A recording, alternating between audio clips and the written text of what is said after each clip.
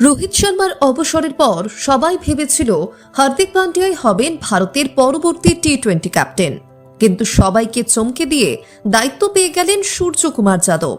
কিভাবে ঘটল এই ম্যাজিক, আর এর পেছনে আসল মাথাটাই বা কার ছিল, জানলে আপনিও অবাক হবেন। 2024 সালের বিশ্বকাপ জেতার পর রোহিত শর্মা যখন অবসর নিলেন, হার্দিকের ক্যাপ্টেন হওয়াটা প্রায় পাকা ছিল, কারণ এর আগে রোহিতের অবর্তমানে তিনিই টিম সামলেছেন।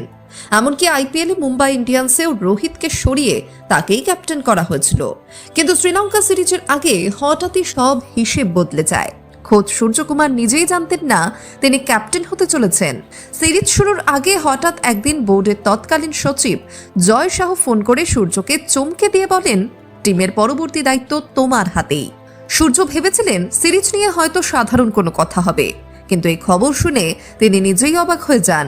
সূর্য নিজেই ফাঁস করেছেন, এই মাস্টার স্ট্রোকের পেছনে ছিল তিনটে বড় নাম: রোহিত শর্মা, অজিত আগারকার এবং প্রাক্তন কোচ রাহুল দ্রাবিড়।